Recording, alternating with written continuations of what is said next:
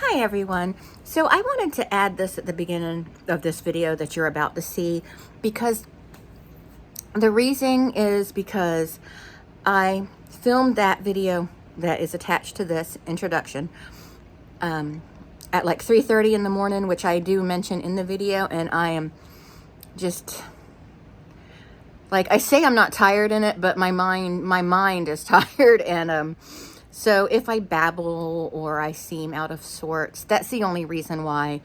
And I was going to film the video again, but I feel like this is the raw version of me in this, in the attached video, and it's more honest. So I just decided we'll just keep it this way instead of me just rehashing all the same information again.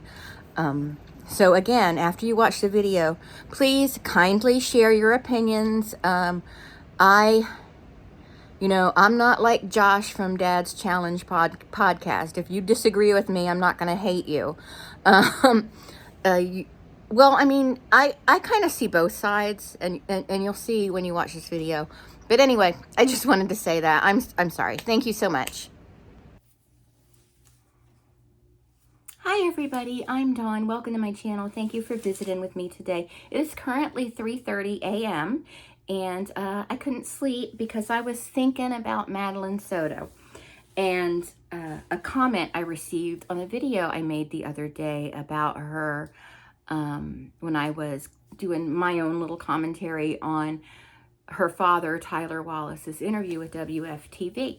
And it was a very interesting comment, basically saying that the biological father is also responsible for what happened to Madeline. And so I wanted to kind of address that because I would like to hear what you think about that. And I want you to keep it kind in the comments. You can all disagree if you want to.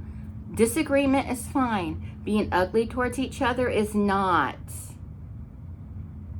It's not. So I understand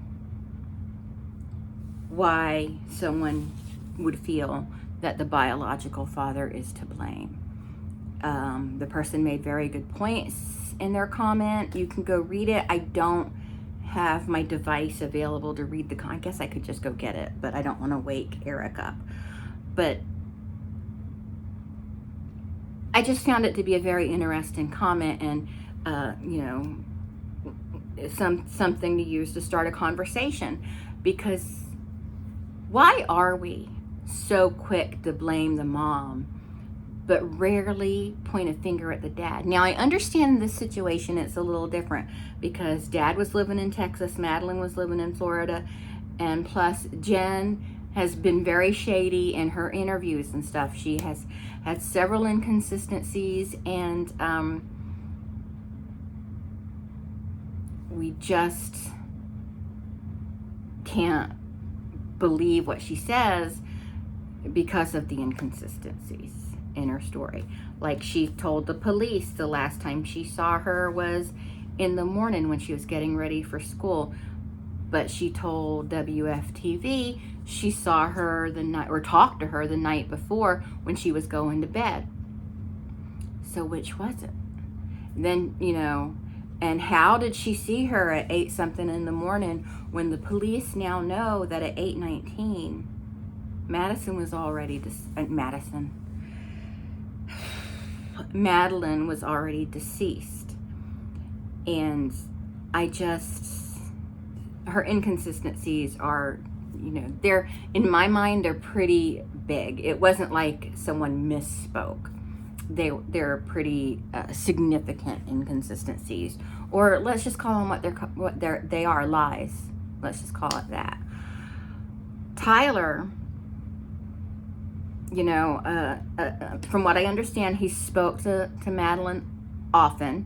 The last time he saw her was in October, which I think that's so sad because my parents were divorced when I was young, but I had both parents here with me, so I got to see them both all the time. So all the time. But and that's another thing I want to bring up. Our opinions are shaped by who we are. So our opinions are first based on knowledge, but also based on our experiences, our life experiences that we had. In this case, what was our childhood like? Did we have access to both parents at all times? Did we have an absentee parent? You know, what was the situation? A lot of times our opinions are based on what shaped us, is what I'm trying to say. So now to say, you know, that Tyler is responsible for what happened to Madeline also, that's fine if that's your opinion. I fully support your opinion, because I don't completely disagree with that. But by holding him responsible, what are we expecting of him? Do you know what I'm saying? Like, everybody's saying, throw Jen in jail. She needs to be in jail. Well, you can't just put someone in jail without actual evidence against them.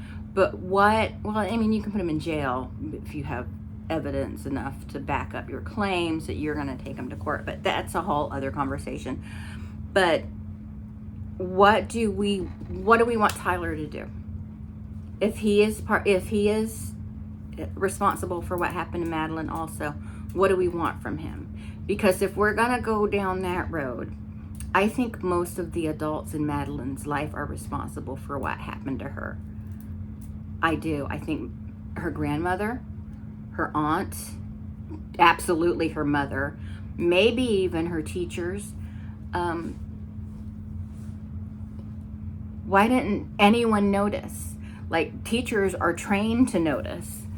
You know, why didn't no one thought anything? Now, listen to me. Children are great at masking. No one ever knew what happened to me because I was great at masking. I'm like, yeah, everything is great, you know? But, so I can, and I'm sure Tyler is Madeline's father. I'm sure he's asking himself, what did I miss? What could I have asked her? What could I have talked to her about to find out what this creep was doing to her? What could I have done? You know, and I'm sure he feels immense guilt, and there's nothing any of you could ever do to him that is worse than what he's doing to himself. And so again, I ask you, if we're to hold him responsible, what does that look like? Like, what do we expect to be done with that? Like, if we're holding him responsible, what do we expect? I'm just asking because I don't know. I don't know. We frequently look at people and hold, you know, telling you're responsible for this, but okay. So now what? You know, now with the mom, if she's involved, if she's criminally involved, obviously we know what's going to, obviously, hopefully, that they'll arrest her and all that. And I'm not sure, you know, that she's not criminally involved, because I don't know. It seemed like she was, the agitation in the second interview she had, the one she had with WFTV, I haven't reacted to that one yet where I go over each bit of the video, but her like shaking, it is not nervousness. That shaking isn't not nervousness. That is agitation.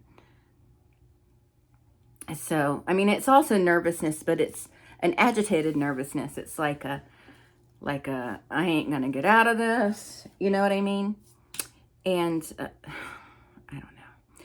Now, people also keep bringing up to me the Gray Hughes interviews with the people that claim to be acquaintances or old friends of Stefan.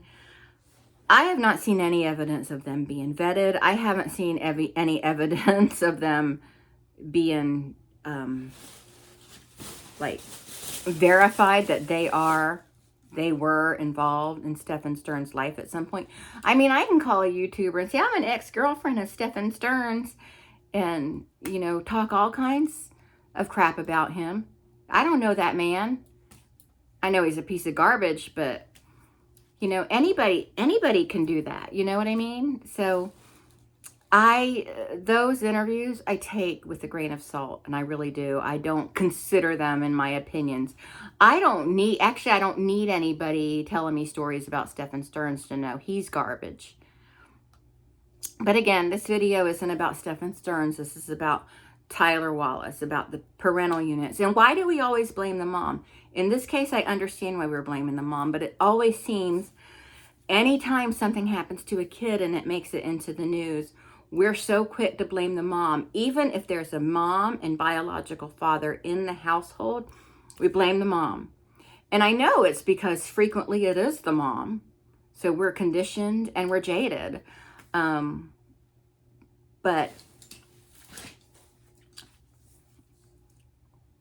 I don't know, it's 3:30 in the morning. Well, it's after that now. But do you think that Tyler has responsibility in this? I mean, he absolutely has responsibility as the biological father. I mean, as a parent, you're supposed to be there to protect and take care of your children. And everybody failed Madeline in that regard. And he's feeling that guilt. He is absolutely feeling that guilt. So what does responsibility look like to you? Like, okay, so you're saying Tyler is responsible for what happened to Madeline. So what does that look like to you? What is his punishment for that, other than having to face life knowing that his child died a horrible death after years of torment?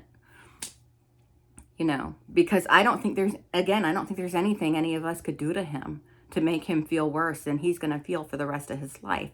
So, yeah, as the father, he's responsible, but I just wonder, you know, where do we go from here? Because his child is deceased. And Jen is, just in my opinion, based on what I've seen, she's probably going to end up facing something for this. But him, like he's torn up. I don't care what anybody says, he's destroyed. So what now? Where is the good in saying he's responsible too? Do you know what I'm trying to say? So anyway, discuss in the comments. Do not be mean. Do not be ugly. Do not be hateful. Respect each other's opinions.